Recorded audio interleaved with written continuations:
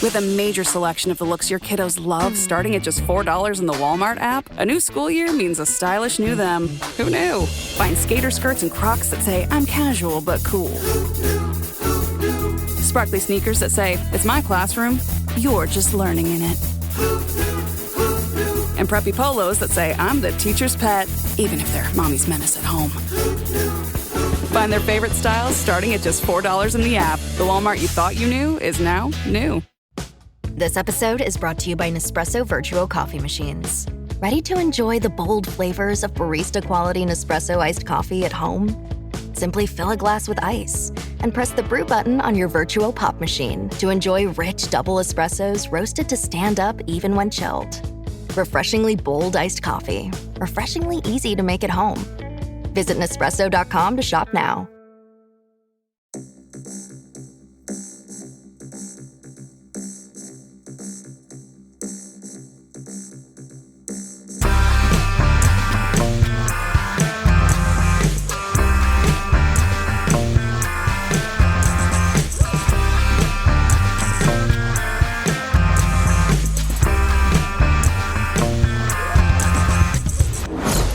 Hello, welcome to Unequal Sequel. Extra indeed. Yes, this is the Friday edition of your favourite sequel-based podcast. Hey, it might be people's favourite podcast.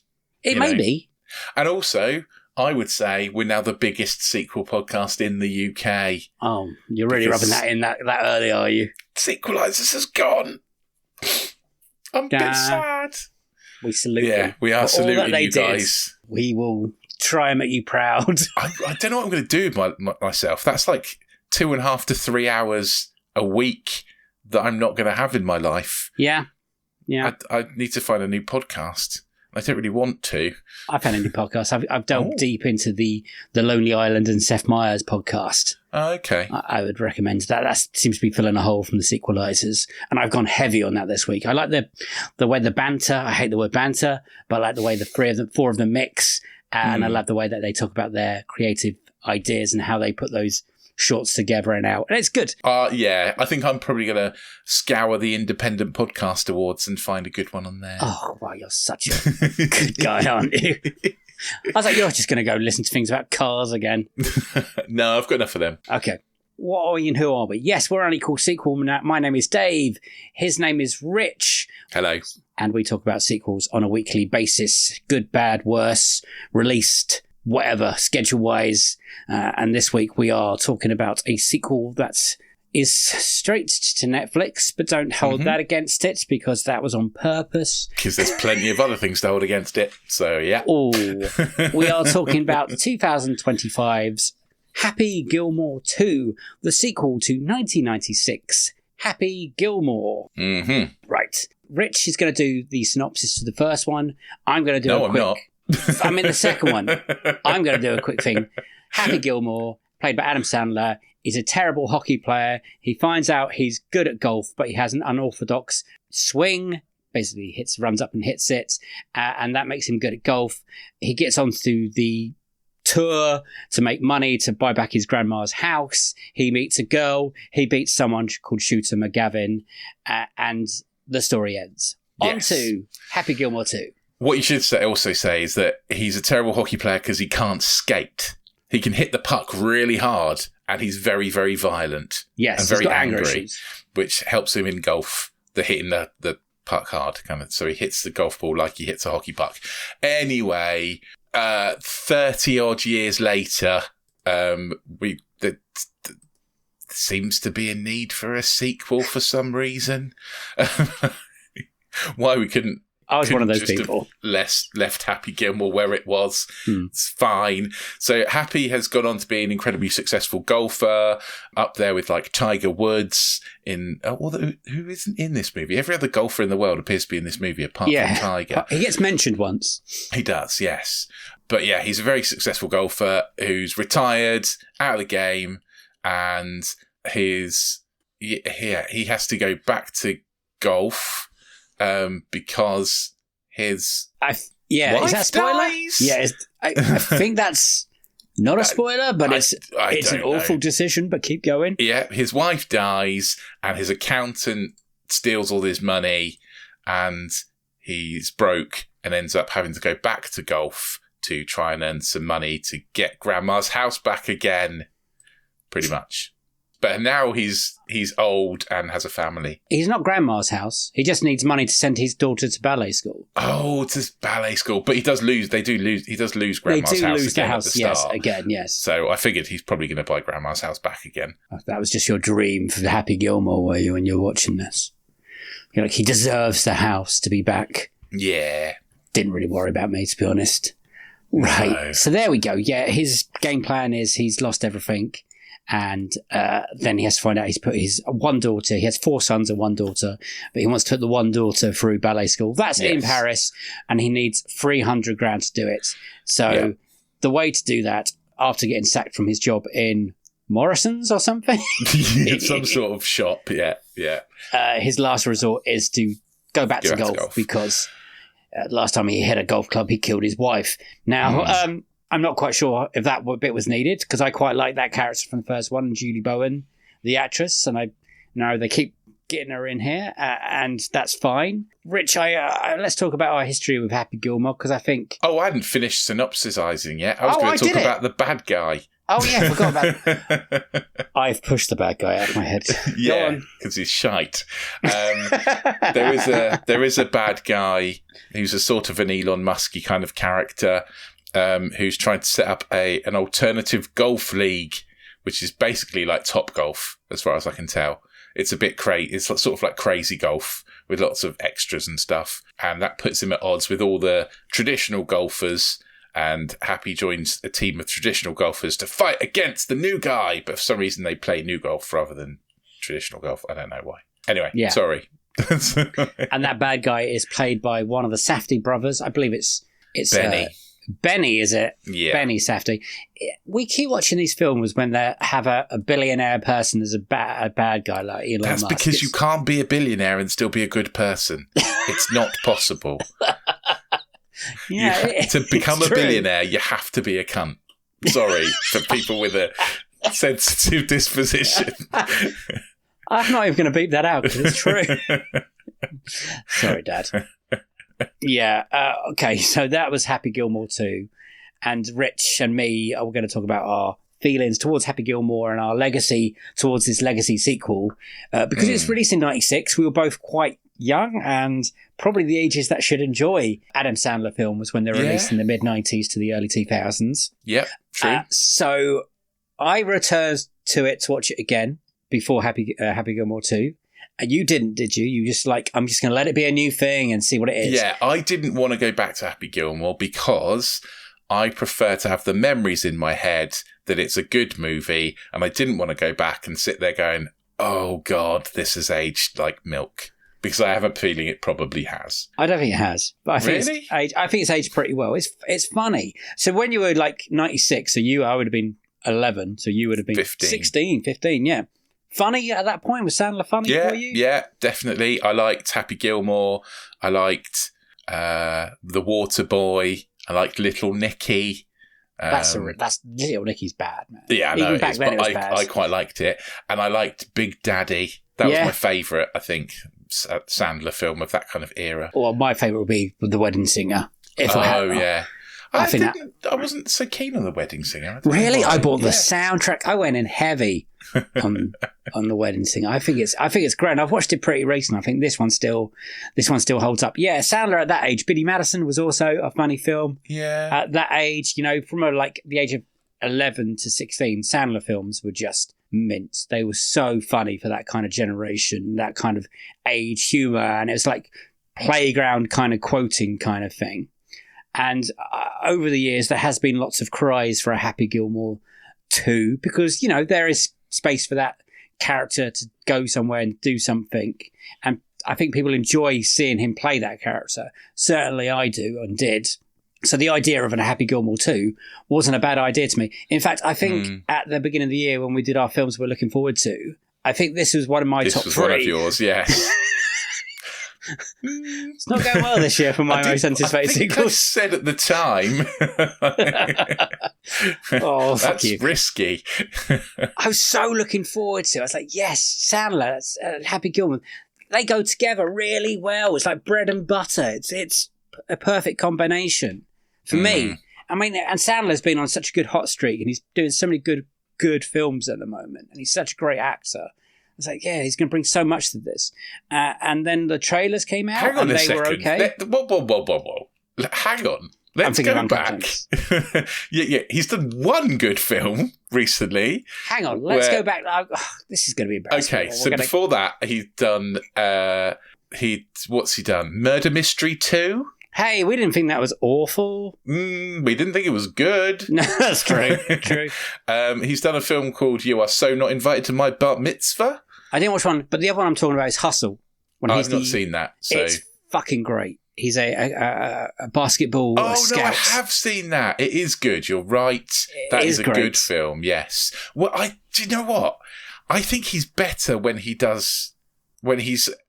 straight actor. He's so much better than when he tries to be funny. Like, I agree with you. He should just quit the comedy and just be like a serious actor.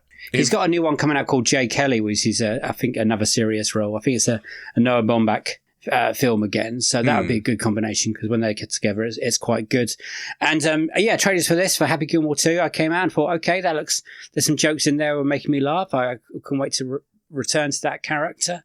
And then the film came out and I was excited. I watched it the Friday it came out. I watched Happy Gilmore 1. I watched Happy Gilmore 2 back to back. Okay. Happy Gilmore 1, I still think is great. And I laughed a lot and it still brings lovely memories.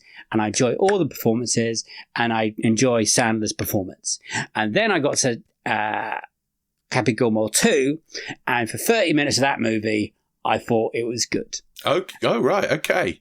And then I'm going to compare it to Caddyshack 2. And it is absolute dog shit. I mean, it is pitiful.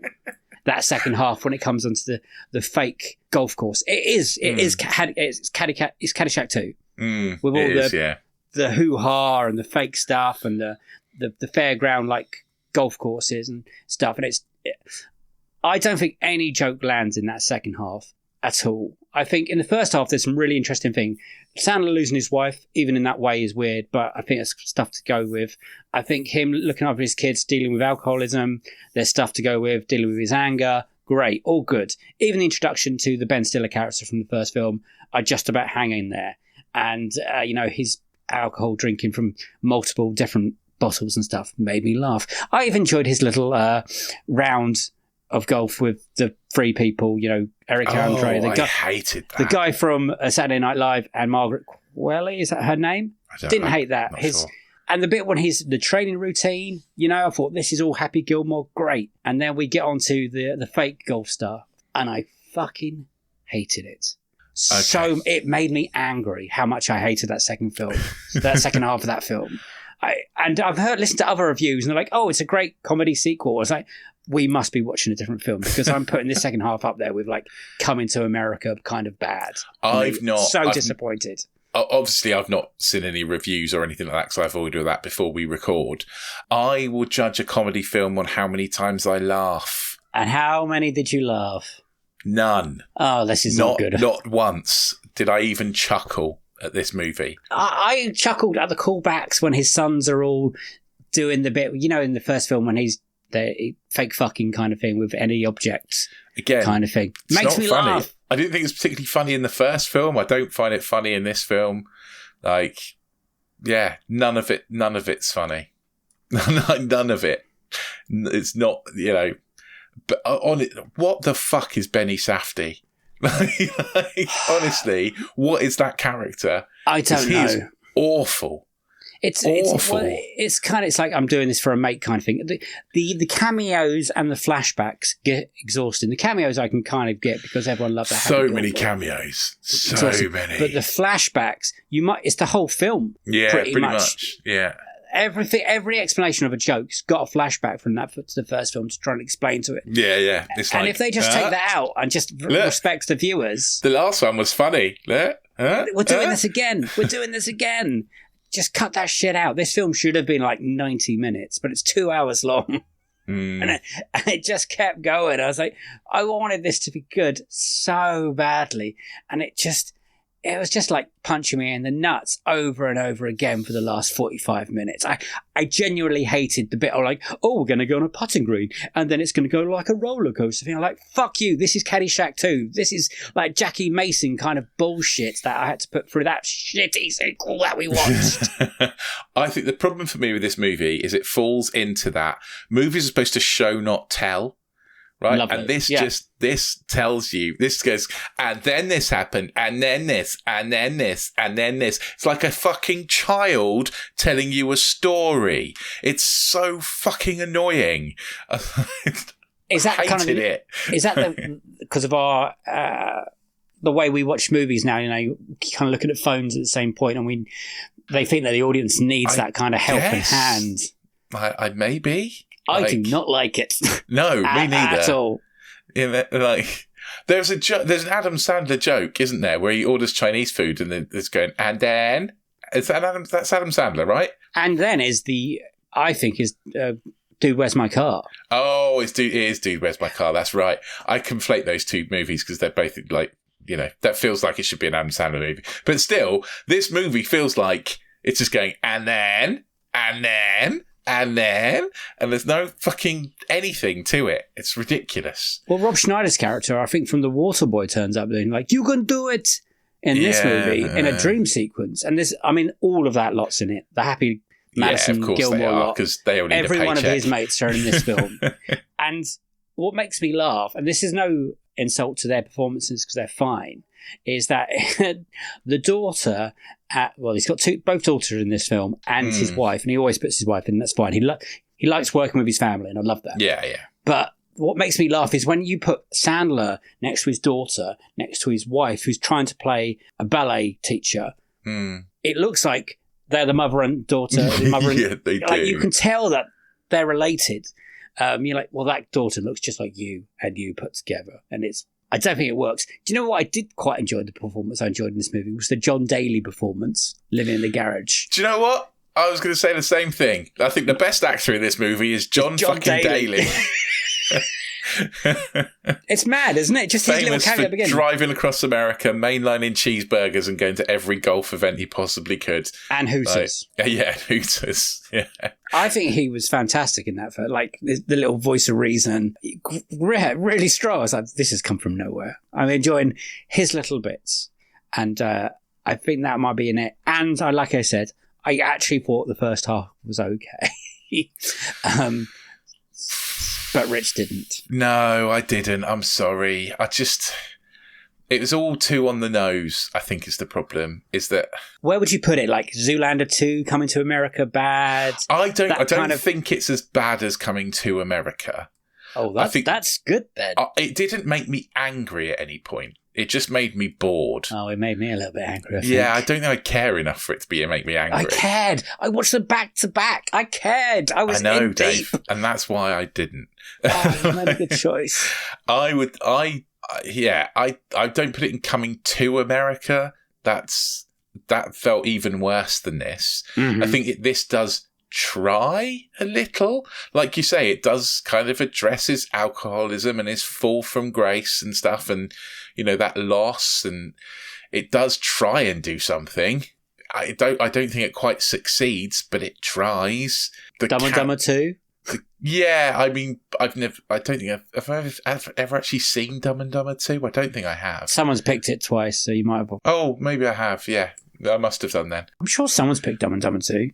Maybe they haven't. I don't think they have. Because I don't think I've seen it. So if someone had picked it, I would have watched it. That's true, yeah. I don't know. I'm going to have to look through and see. I mean, legacy sequel comedy films are, I think, hard to do. Yeah. And there's only a few that have maybe done it decently, or even partially decently. I don't know if we're including Beetlejuice in this kind of category, but I enjoyed Beetlejuice a lot more than I enjoyed this. And yeah, me too. There's another legacy sequel that we're going to talk about soon that I enjoyed a lot more than this as well. Yeah, agreed. So it's not impossible. Yeah. To like a legacy sequel. I don't think anyone has picked Dumb and Dumber 2, by the way. Okay, good. Just in my head.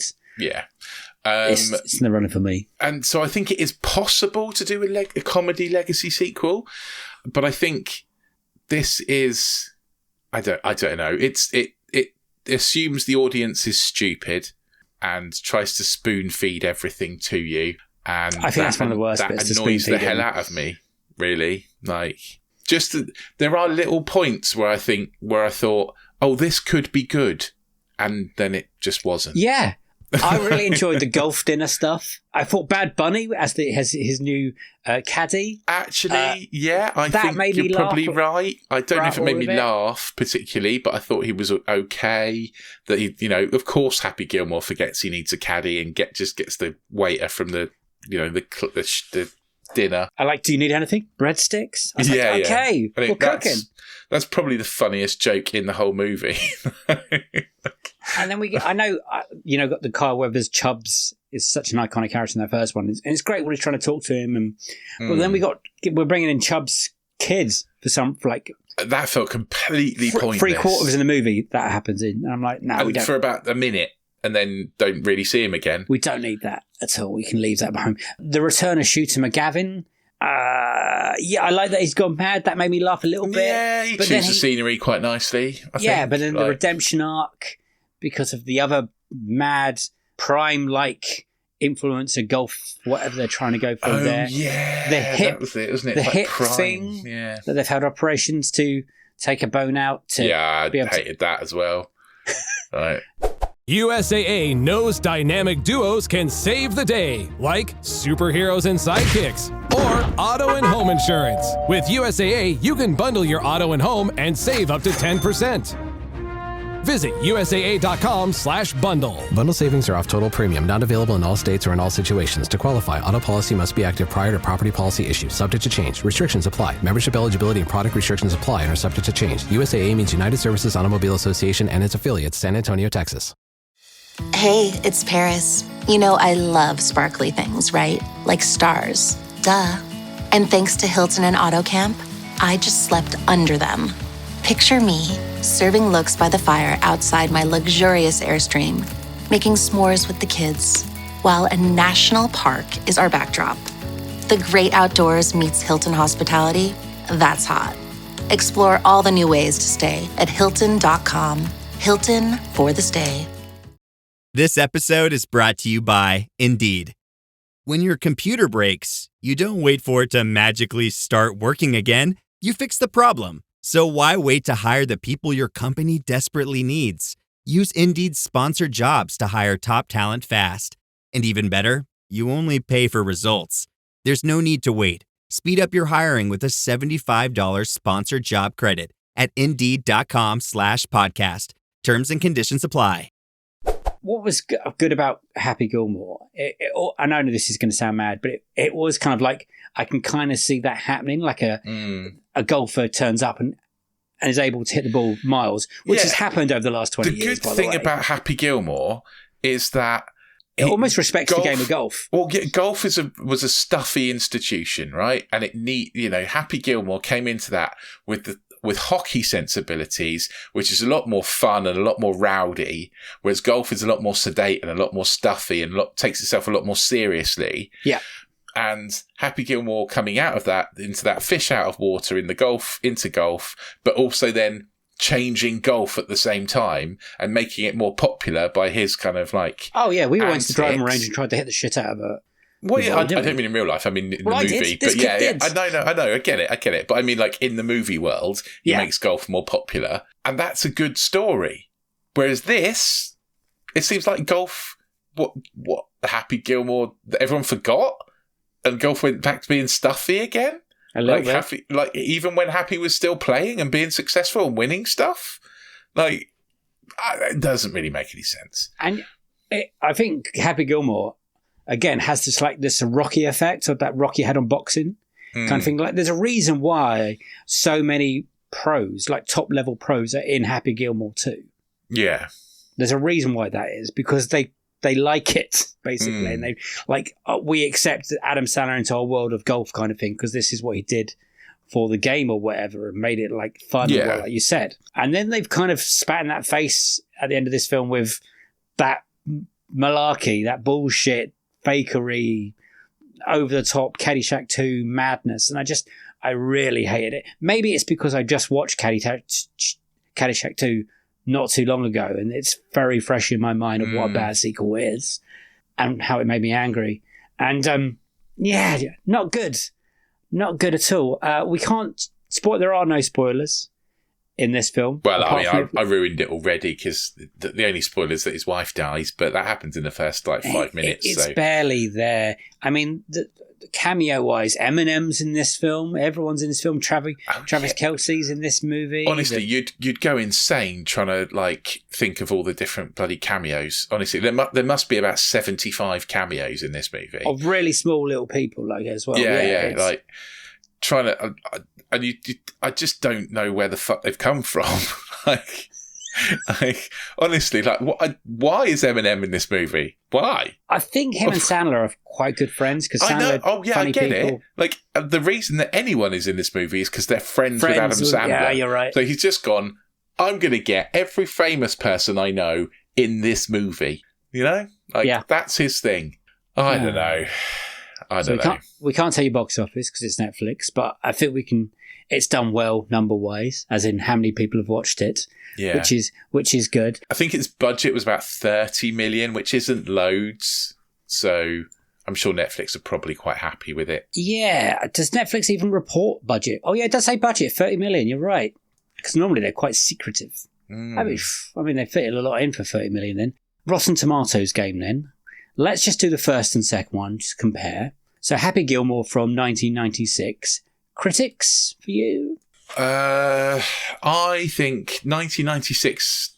This is going to be interesting because a lot of these, I guess, are going to be There's only 57 critic reviews. So that will help you. I think there's going to be quite a few late reviews, not from actually 1996, obviously. So it's going to be people revisiting it and have a bit of a, bit of rose-tinted glasses on it. I'm going to say 72.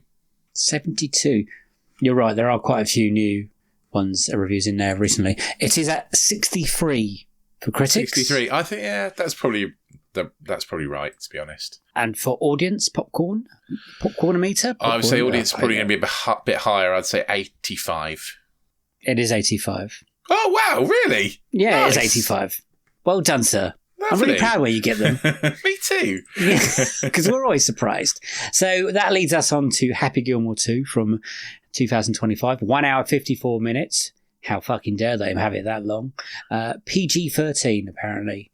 118 reviews. Critics. Right. I think this is going to be about 52. 52. Okay. It is at 64. Which is 1% more than the first one currently. Which is insane. That's wild. I hope most of those are 3 stars because this isn't more than a 3-star movie, that's for sure. Happy Gilmore 2 should stink to high heaven, but its convincing mocktail of raunch and pathos affirms the Sandman can still conjure some magic if he wants to. What? What are you watching? Happy Gilmore 2 is good. Hallelujah, hallelujah, amen. Again, what the fuck have you watched? Because it ain't. It's nice to see Happy Gilmore again, and even nicer to see Sandler Show can still make a funny movie. Yeah, like I say, I didn't laugh once. I don't think it's funny. Happy Gilmore 2 is Too Little, Too Late. Yep. A disappointing sequel that leans too heavily on tired gags, lazy callbacks, and cameos that exist solely to poke the audience 100%. And say, hey, remember this guy? Yes, absolutely. 100%. Happy Gilmore 2 could have been a heartwarming follow-up. Instead, it feels like a tired rerun with too many famous faces and not enough soul. Agree. Yeah. Agree. Happy that too. Why didn't they get Dennis Duggan back to direct it? I don't know. Who did direct it? We should probably... Kyle Newerchek. Kyle Newerchek, the guy that did the one with Jennifer Aniston that we just talked about. Murder Mystery. Mystery. They're all mates, aren't they? So they do... So Dennis Duggan is in it. That's there the you thing. go, then. He's... But why didn't they get him to direct it? So, maybe he didn't want to. That is weird. Anyway. He's too old. Audience, then. Yeah, okay. So I think audience like a bit more than critics. I'm going to go with 71. Boom, boom, boom. 66. Okay. That's, again, probably a bit too high, but hey, yeah, I can understand that. Half a star. This movie was terrible. The first one was much better. 1 star. I love Adam, but wow, tilt's bad. This makes us sad. Mediocre at its best moments. Mediocre is a good description. It's not even bad enough to make me angry, or it's just blah. 5 stars. Classic Sandler with a modern touch. More Shooter and Daly would have been nice. Eminem won the cameos. What? Eminem was the best of the 98,000 cameos that we didn't give a fuck about. Yeah. 5 stars. All the cast was wonderful, an exception for Rob Schneider. He's never been a good actor and isn't even a worse person, which is true. He's a shit. 5 stars. I love this movie so much. I watched it multiple times. Loved it so much. Whoever did the bear acting was exquisite performance. Bad Bunny and the bear killed that scene. The bear? Why can't I remember a bear scene? I would say that's in the second half, and I pushed most of that out of my memory for my sanity's sake, to be honest, because I did not like this movie at all. And 66, I thought audience would have pushed it higher, but it's actually just a little bit higher. Does that surprise you? Because Sandler fans, they would have run to it. No, I think it would divide people. I think there are people that are going to give it 5, and there are people that are going to give it 1. So I'm not surprised it sits in that kind of region, really. I think this is going to be forgot about pretty quickly. I think that the first one's going to be held still in quite hard regard for us comedy-wise, and people will return to that. I don't think I'm ever going to have to watch this movie again unless someone picks it. I really don't want to. It didn't... It's let me down. Maybe I went into it too high and my expectations were too high and stuff like that. I should live my life like you. But that normally makes a better film when I'm like unexpected and, shit. So overall... well, you often tell me that I should have lower expectations when I go into movies and be happy, and then I'd be happier. But yeah, I honestly just thought this was going to be terrible from the minute that it was announced. It sounded like it was going to be terrible. So scoring wise, out of 7, where are you going to go with it if you thought this is like it was going to be bad anyway? I think it's probably a 2 for me. Yeah, I'm just looking at other 2s. I don't think it's the worst thing I've ever seen. I don't think it's the worst thing I've ever seen, and it because of that first 35-40 minutes I thought had its moments and was bubbling along nicely, and I thought if they really pushed on it would have been really nice. But I do think it's boring, and that's the worst thing a comedy can be, is boring. But it's not like I think we've seen a worse movie.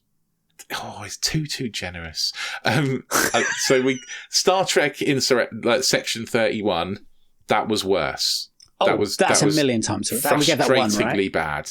So I would put this around. I would put this around the kind of Captain America Big Brave Boys territory, where it's not awful, but it is boring. I would put this with also like a Space Jam Legacy sequel. Wow. Yeah, I think you're probably right, actually. That I had like strong, fond memories of the first film, and then going into it, it's just like, hey, I'm just going to kick you in the dick a lot while you watch this movie. Yeah, I'm sticking with a 2. I think it's a 2-star movie for me. I gave Space Jam Legacy 2 stars, and that makes me feel better about myself. Murder Mystery 2, we both gave 2.5, and I enjoyed that more than this. So I did, yeah. I can't go above 2. No. I was thinking this could be a 1.5 potentially, because I think Mission Impossible Final Reckoning is going to be my yardstick. Oh, and I think I would rather watch Mission Impossible Final Reckoning than I would watch this again. Hallelujah. So I think maybe this is a 1.5 rather than a 2. Fuck, okay. But honestly, we are splitting very fine hairs. Yes. So, unequal sequel to Happy Gilmore 1 from 1996. That's the question. Oh, yeah, it's definitely unequal, isn't it? There we go. I needed to say it. In a very bad way. I think it is also... it's not even close to being on the same level as Happy Gilmore 1 for me. No. I would put Happy Gilmore 1 on if I feel sad and down and kind of thing, and I needed something to like just there and pick me up and me go, he's punching someone again. I like Adam Sandler in that film. There's something very likeable about Happy Gilmore in that first film. Yeah. The underdogness. And I don't think it quite has that in this new film. which is a shame. Which is a shame, because they could do a third, because this is Netflix, and they're on, who knows what fuck they're going to do. They may cancel it. They may put another one out there. We can't stop that madness. So that is a 1.5 from Rich. That is a 2 from me. It is an unequal sequel in a bad way from both of us. It is not a recommendation. If you're going to go and watch Happy Gilmore, just stick to Happy Gilmore 1. I would say don't ruin your memories if you haven't watched it. Is that fair to say? Yeah, I think so. Yeah, I don't think we enjoyed it at all. And that is so disappointing. Maybe this might go down in my most disappointing sequel category. The worst, maybe. Yeah. Something to think about for the future. Yeah, I think for me. So. Yeah, I think you're probably right. I know lots of people are fans of the Happy Gilmore film, so let us know what you think. Rich is about to give you some details of how to do that.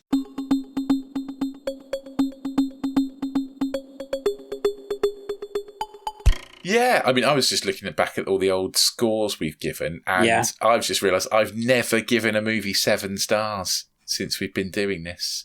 Well, that's perfection. You have.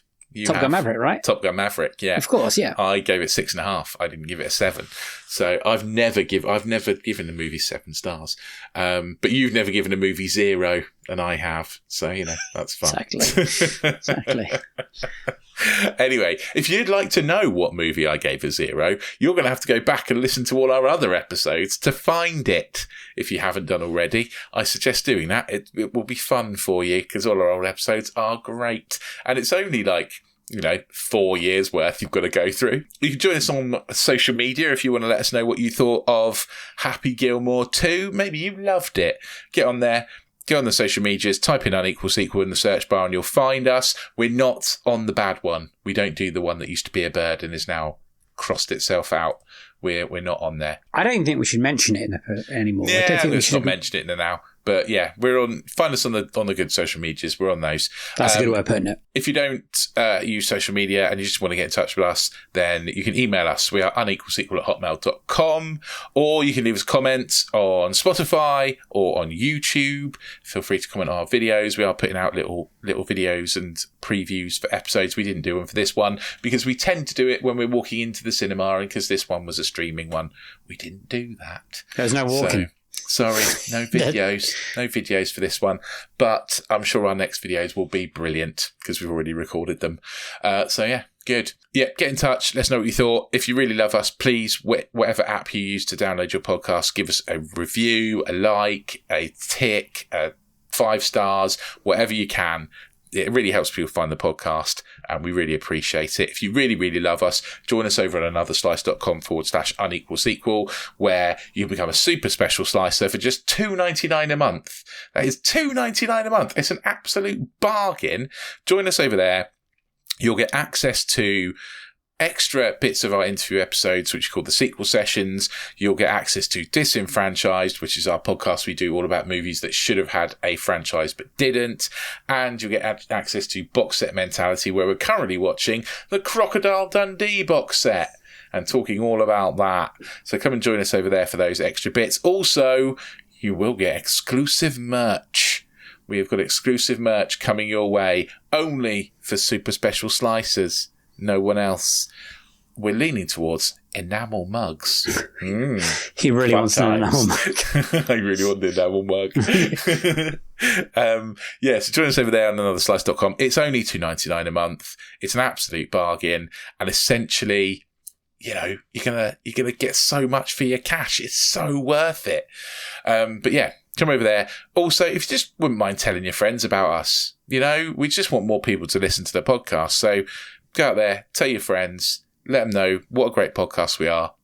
And we'd really love that. Thanks very much for your support. We love you. We do appreciate all the support you send us. We big fans of that. So thank you. If you want to say something nice, we do listen to that kind of stuff because it does help us and pick us up when we And we read it out in the end of month roundup as well, don't we? End of roundup is next week. So get your thoughts into any of the movies. That includes Superman, I Know What You Did Last Summer, Fantastic Four, First Steps, and Happy Gilmore 2. Send in any questions you want, if you want to ask me and Rich about anything, like what sandwich would you take take to a cinema trip? Would it be a smelly one? Yes or no? That's the kind of thing. No, it wouldn't. That would make you a bad person. I have no sense of smell, so I wouldn't think about it. We've answered that question. Yes, so that's a goodbye from me. So it's bye-bye and a goodbye from him. Bye! See you in the next one. Stick to this one. Have a great week. Bye-bye. You'd take a smelly sandwich to a cinema. I don't think about that kind of thing. Yes, I would take a curry into a cinema. Honestly, I would take any food. Oh, no.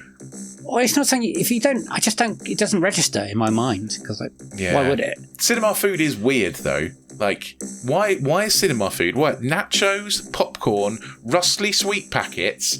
None of it's designed to be quiet. No. It's weird. What would you take then? What would you say is a quiet snack? Flumps. Yeah, marshmallow. That kind of stuff.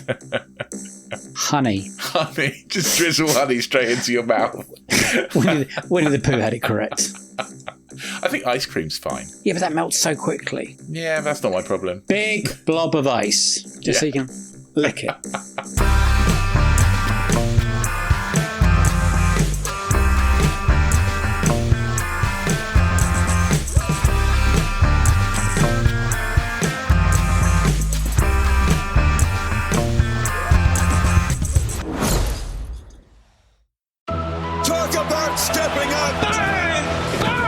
It's time to level up your game. Introducing the all-new ESPN app. All of ESPN, all in one place. Your home for the most live sports and the best championship moments. The electricity is palpable.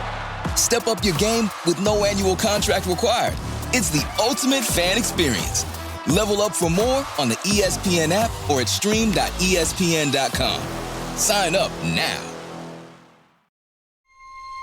This episode is brought to you by FX's Alien Earth, the official podcast. Each week, host Adam Rogers is joined by guests, including the show's creator, cast, and crew, in this exclusive companion podcast. They will explore story elements, deep dive into character motivations, and offer an episode-by-episode behind-the-scenes breakdown of each terrifying chapter in this new series. Search FX's Alien Earth wherever you listen to podcasts.